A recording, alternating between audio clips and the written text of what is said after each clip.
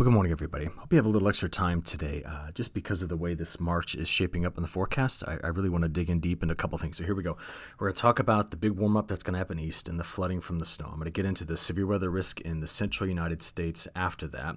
We're going to talk about changes in the model prediction on heavy precipitation, how it's focused in on an area, which honestly has been quite disappointing for some regions. I want to then talk about, I think, the return of some cold air for a lot of us, where it is and where it isn't going to be. We're going to look at the March forecasts. I'm going to compare last year's forecast for spring to what actually happened. So last year's forecast to what actually happened, so you can get a little bit better context around this particular spring forecast from the models, which we'll update later on this week. I'm excited for that. And then at the very end, I want to go back and look for some dry years in South America, and I want to see what had to happen to make that occur. So all that's ahead of us. Let's get into this. First thing, this event right here last night, this low has snuck across parts of the Missouri, Mississippi, and Ohio Valley. It did bring a little bit of snow. It also brought in some ice, some sleet in some areas. But I'm most interested, I've left you on this image for a while now, but I'm most interested in seeing how the big warm-up that's going to be taking place across the east is going to hammer on this snow in through here. So I brought up just our current snow water equivalent map, just kind of get a good look at this. This is through midnight last night, so there's a little bit of that snow. This was earlier in the weekend, late last week, the system that came through here. But this is our more entrenched snowpack farther to the north, and the northeast has got a lot of snow on the ground right now. But as we think about the temperature forecast, averaging it out for the next 10 days, when the models are showing you something like this, where parts of the Tennessee and Ohio Valley toward the northeast, honestly, the eastern half of the country is seeing such repeated shots of warmer air, we have just to question how much that snow is going to melt. Now, as you look at it, I just want to remind you of something. It is March, and a lot of you are going to be asking, well, give me the spring temperature forecast. You want the spring temperature forecast? It's like this. We do much better, honestly, in spring trying to pick up on the precipitation patterns maybe, than to tell you, oh, it's going to be warm or it's going to be cold. It's going to be volatile. That's all that we can tell you. So you see all this, and I'm just going to say don't get used to it. We are certainly going to see a major change in this coming through, but very, very mild air trying to surge east multiple times as a large ridge begins to develop off the east coast. Okay, watch what it's going to do, though, to the snow depth in the northeast. So this is just the 0Z model run from the European model. We're watching snow depth, and what I want you to see here is as that mild air spreads Thursday, Friday, Saturday, Sunday, and Monday, we are expecting a pretty significant reduction of this over the next 10 days. And the question is, will it be replenished, or are we just going to have to deal with the flooding of this now and then maybe break away more toward, while it would get cooler, maybe not see such significant snow events as we go forward in the forecast. Speaking of going forward, I do want to show you that multiple models, I switched over to the GFS to show you this, are looking at this return of colder air as we get out there toward the middle of the month, the 12th through the 17th. So there's the big surge here, and then the repeated shots at colder air coming in after this. We're going to link this up possibly to a polar vortex disruption. I'm not real certain that is the main driver of this, but we'll take a look at it. Do note, after a very, very hot weekend, we do continue to see very mild conditions hitting much of the southwest and western United States. But even this has an expiration date, as this colder air will likely penetrate into the east a few times as we get out there toward the middle of the month. All right, in the near term, I am most fascinated by what's going to happen with this trough here. All right. Some of the forecast models over the weekend have trended this to become a part of a piece that comes over the Rocky Mountain, well, really over the coastal ranges, and then cuts itself off here. And that is a significant shift over what we saw last week. It's the lingering of this low over California that has ultimately taken some of the big precipitation chances out of the plains. Now, some of you are going to be happy because I was forecasting major flooding, and it has been reduced. But it's this right here that we're going to watch all week to see how it is handled by the models. Okay, I'll come back to that in a second. But kind of the bigger picture, we continue to see the risk in through here of picking up several inches of rain. So there is still along kind of in the Arklatex region here, the risk of grabbing 4, 5, 6 inches plus. But it's the back side of this that has eroded away. We saw better precipitation getting into parts of, western Oklahoma, western Texas, the Panhandle, Kansas, more of Kansas and Nebraska. And now we see that we're really just going to stay more focused on the original area of heaviest rainfall, which is here. So this change in where this cutoff low is going to go has impacted, this whole backside of the storm system. I've also noticed continued drier trends north of that and in the southeast as well. So that has been the big kind of model changes over the weekend. To show it to you another way, excuse me. Sorry, I'm fighting a cold here. I think I'm almost on the tail end of it, but my voice, if it sounds weird, that's what I've been dealing with all weekend. But to show you this another way, this is the probability over the next week of staying under a half inch. And if you remember, some of the forecast had this much farther back to the west, and now we see it encroaching more in this area. More of the southeast is now in this forecast. Yes, there was some moisture that came through here recently, but they're now back into this drier risk category. And this is starting to concern me as we see these areas maintaining this in this early spring time frame. Now, on the wetter side of it, that's the probability of an inch over the next 10 days, and there's 2 inches. So there's our main corridor right in through here, and here's the chance at 4. Now, if you remember last week, we had a pretty large area through here that was like 4 to 8, and now the models are peeling back a little bit on that risk.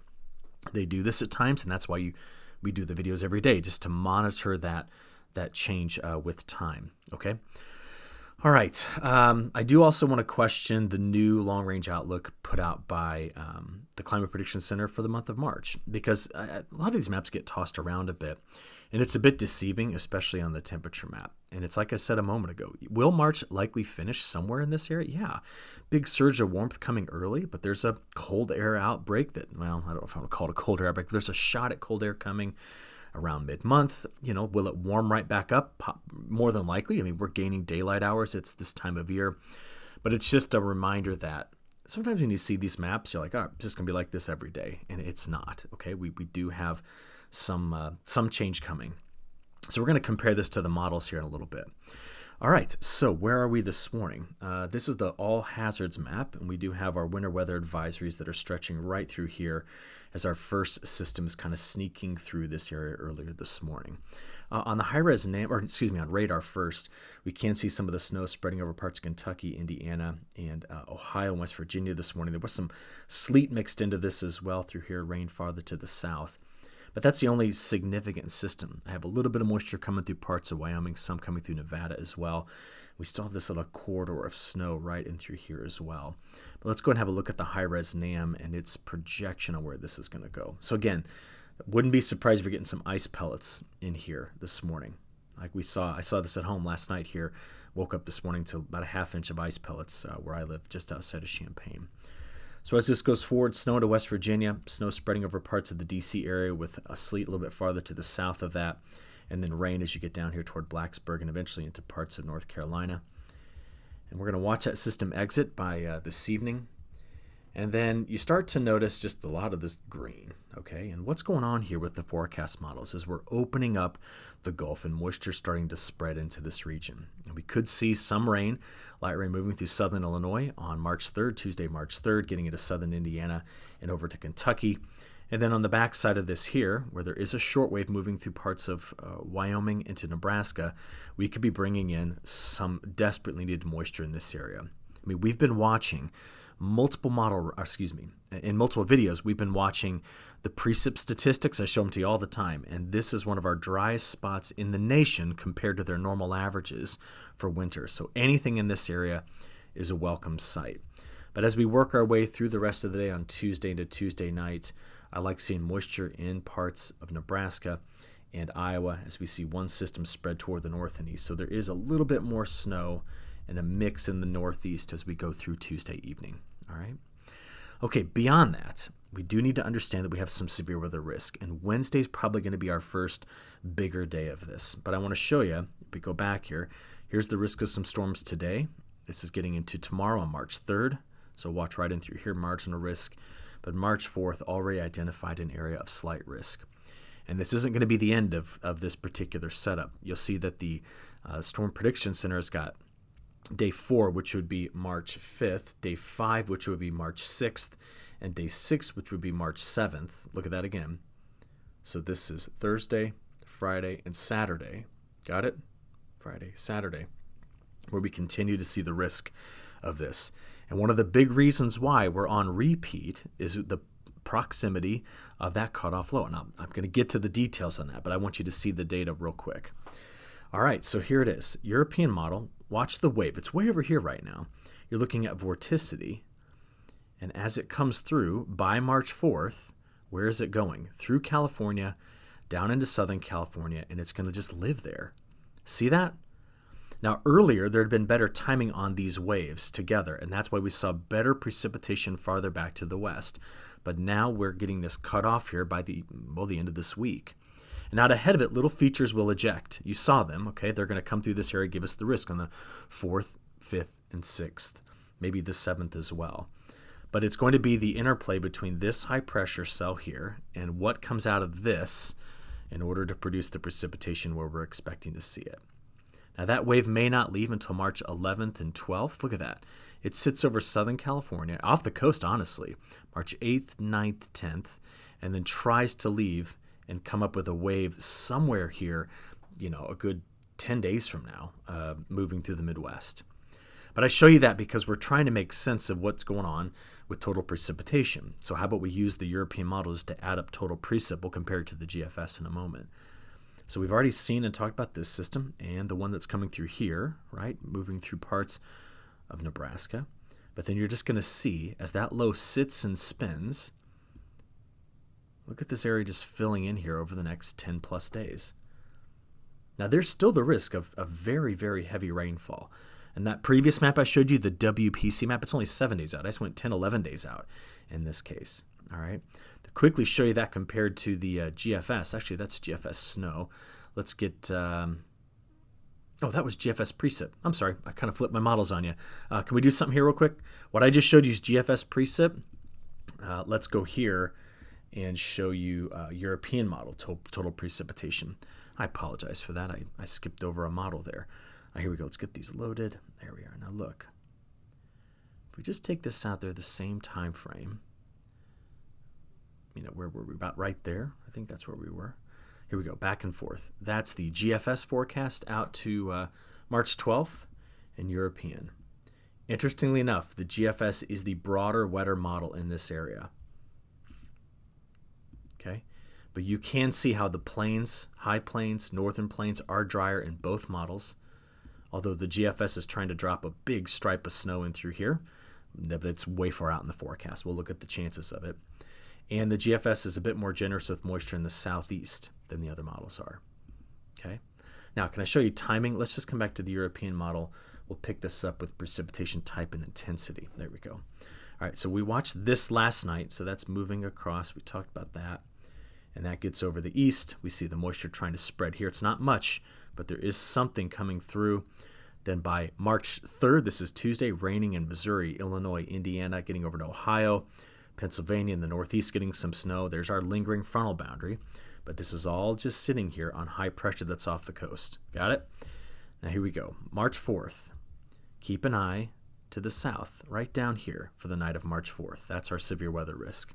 Then we know that the big wave is coming in, so possibly some better snows for parts of the northwest, but not the kind of big snows we can get this time of year. And then as I play this forward into March 5th, again, we've got this same corridor identified on March 5th. And then we're going to watch March 6th and 7th. You see it again here. And what's making this all happen is higher pressure here, higher pressure there, and it's all just coming around and making a front right in the middle. It's called frontogenesis. That's the 7th, 8th, 9th. Look at this. Now, this system up here, it's pretty far out there in the forecast. I want you to see where it is in the GFS in a few moments. But that one's trying to sneak through when the waves finally come together. And so you're pumping the moisture in, frontal boundary comes through, and then that swipes it all out. And then we get a little bit of a change, okay? March 12th, look at the system in the northern plains. That's the one the GFS is trying to really dump the snow with. But we can see something out there March 12th and 13th. But I'm so far out in the forecast, we can't rely on that. So I understand that was a quick go of it. Just don't forget, I will be releasing these maps to you all very soon. Once I get them finished, we're almost done. But in the meantime, you can go look at any of these on agweather.com, our old static maps, okay? All right, I did mention snow. So let's go see what the GFS does. Look. Watch the northern plains here. Look at that. That's that first system out there on March 9th, 10th I mentioned. And then the one that's out there in the European model on the 12th and 13th isn't really there in the GFS. Okay, it's much farther to the south. So I'll just go ahead and show you a 10-day forecast, knowing that there's a lot of uncertainty in this. What's the GFS doing? I'm sorry, what's the European model doing? Gosh, I got them confused today. Ready? Nothing out there on the 9th and 10th, but watch what happens on the 11th, 12th, and 13th. See it trying to bring in that bigger event farther to the north? So during this time frame, Northern Cascades, excellent. Northern Rockies need every bit of this. We need more on the headwaters of the Colorado River. I mean, this river system is quite low. We need more on the basins that feed the Platte River system. But that is our best guess on the next 10 days of total snow. Looking at probabilities, just want to point out this is a corridor to be watching, but it's out there past the 9th that we're going to keep an eye on this. All right? That's your chance of getting 3 more inches of snow in the next 10 days. All right, beyond that, there's our pesky little cutoff wave. This is what I see in the forecast past the 13th and 14th. All models are kind of bringing the ridge back closer to the west coast. We're back in a northwest flow. This opens up that same old familiar corridor of colder conditions. And what'll be interesting is you're like, well, wait, all the week 2 models are showing wetter. I understand, because they're still capturing the systems that are in day 7 through 10. After that, we go over drier. See this? That is what I think is going to happen in this forecast. You'll watch it evolve with this all week. All right, from there, I do want to just show you the newest update from the GFS extended all the way out to April 5th. And the big concern for me is how the models continue to leave this area drier. I'm not worried about California being drier. We do need more moisture in the northwest. But this continues to be a eastern side of the Rocky Mountains issue. That's the GFS forecast out that far. Here's the European model forecast out that far. And again, how much longer are we going to have to wait before this begins to fill in? Now, you saw the forecast from the CPC earlier. It also identified this corridor as being wetter. But as it stands, question is, does it just continue, or is it these next 2 weeks and then a bit of a break? I think there's a break after the next 11 or 12 days. All right, so don't expect this just to go on and on and on. A lot of what you see here is primarily right now. In fact, I can just show you this real fast. I told you it's going to be a longer video. All right, look. That's the next 2 weeks. Then you get out there, there's our break. What's the break caused by? The change in the flow coming in like that. Okay, that's the main takeaway. All right, temperatures quickly, then I'm going to get into this longer range discussion. Here's today's highs compared to average. Watch the warm-up Tuesday into Wednesday and Thursday of this week. I've got 65 in Sioux Falls. I mean, we're very mild in the northeast. This is where it's going to melt this snow. 73 by Friday. Very, very warm conditions pressing into the north and east by the end of the weekend. And that's Sunday. So see that? Multiple rounds of it. But next 5 days, day 5 through 10, what do we say happens mid-month? The trough returns, the ridge pokes in on the west, and the colder channel opens again. So this is that shot at colder air, but it's still 11 or 12 days away, understand? But it is coming back into this area, which is why long-range temperature forecasts are not going to be reliable right now. So even this is March 14th through the 27th. They released this on Friday. If they were going to amend this today, I imagine they would pull more of this warmth back here and show this corridor opening up to some cooler shots of air during that time frame. That's the new CPC Week 3, Week 4 outlook. Again, these are always released on Friday. I show them to you on Monday.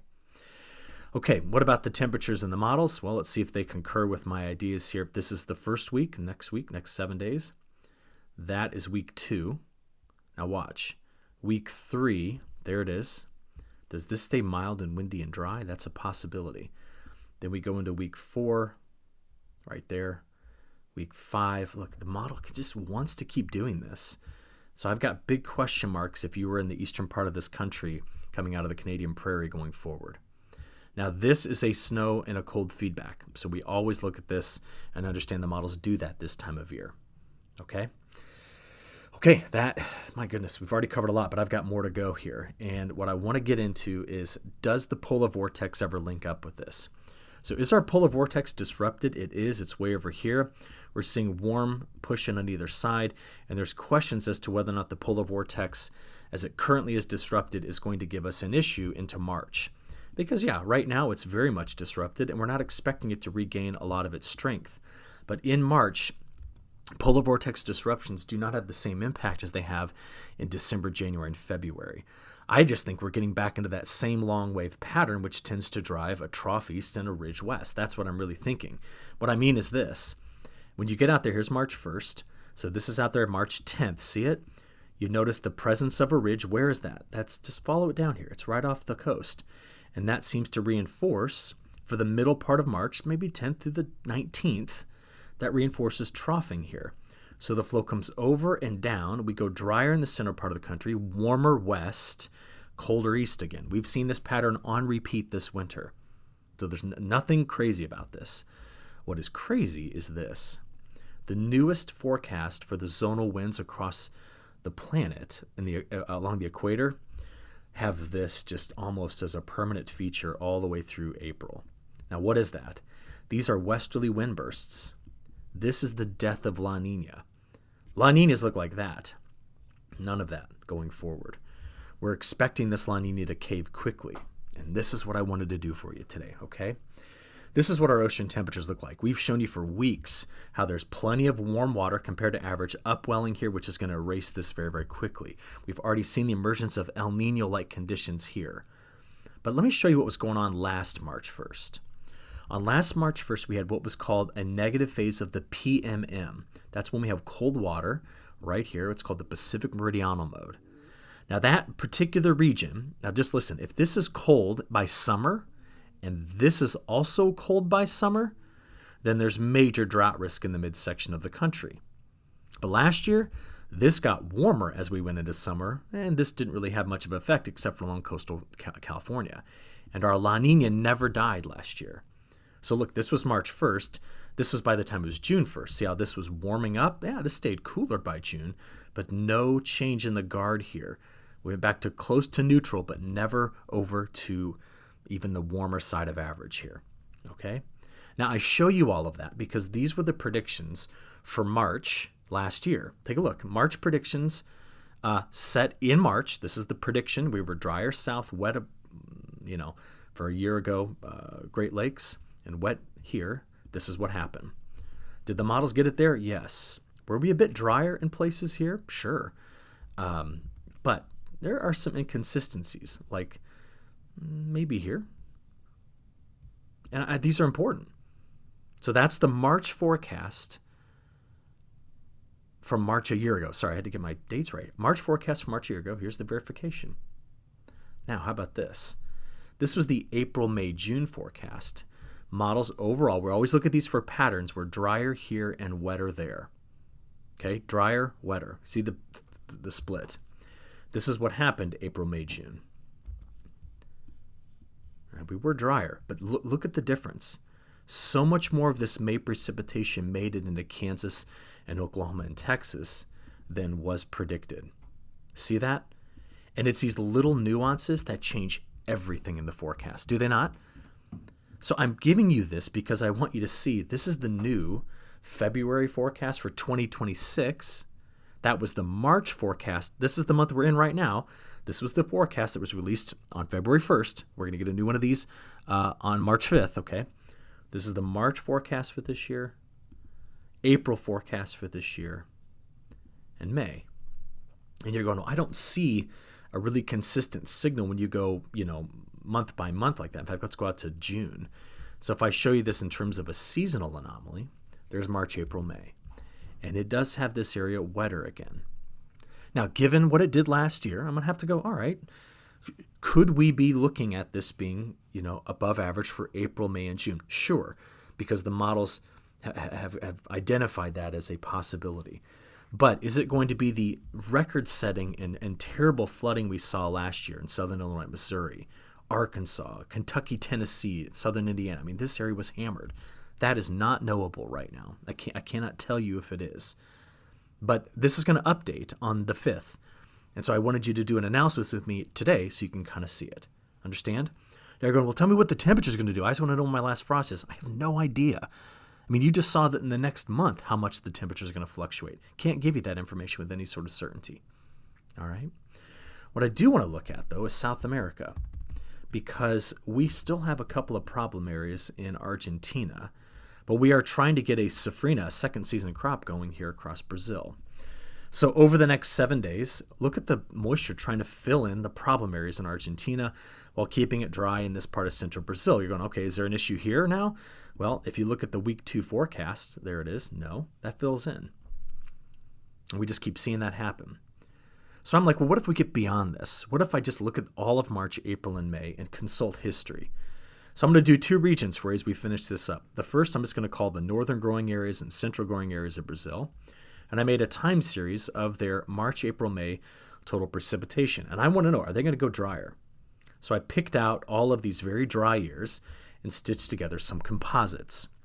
Now, interestingly enough, let's make sure you understand the region I'm talking about first. This area, which includes Mato Grosso over to Goiás, even up to Bahia. Okay, that area.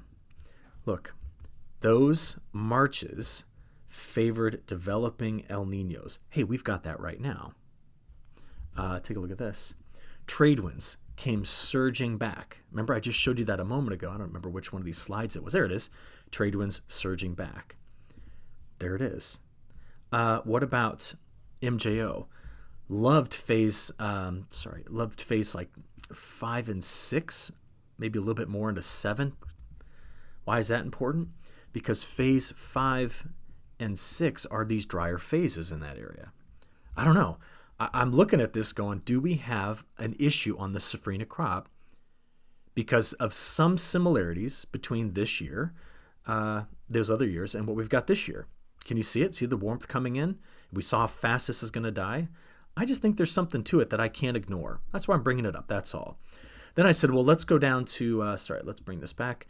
Let's go down to southern Brazilian growing areas. Made a box, found the drier years down here, stitched them together. MJO was in the same spot. Well, that makes a ton of sense because if you kind of look, yeah, that kind of bleeds over into some of that area, phases 5 and 6. But what about the ocean temperatures? Some westerly wind bursts, but still stronger trades in March. That's not what we have. And they were definitely still in La Niña-like conditions during that time frame. So you're going, all right, what are you trying to tell me? I'm actually thinking that we should be watching this area, which is just strung together 5 straight months of what we could call favorable weather, leading toward huge soybean yields and production. I think we need to watch it for Safrinha. That's all. Do not read anything into my words with this. I'm not swinging for the fences. I'm just looking for a signal, and I think there's something going on in this box where the models right now could have it off. Let me show what I mean. We go to Weather Bell. We just say, well, what are the models currently showing for the seasonal forecast for March, April, May for South America? Let's do seasonal. That's what they've got. They're like wet for everybody.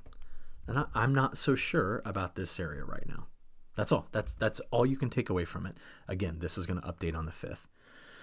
All right. That was a lot, but this is what was on my mind all weekend. And I don't know. I think we have something to watch this week and a story to build. So take care, and we'll all talk again on Wednesday. Matt will pick it up tomorrow. Thanks.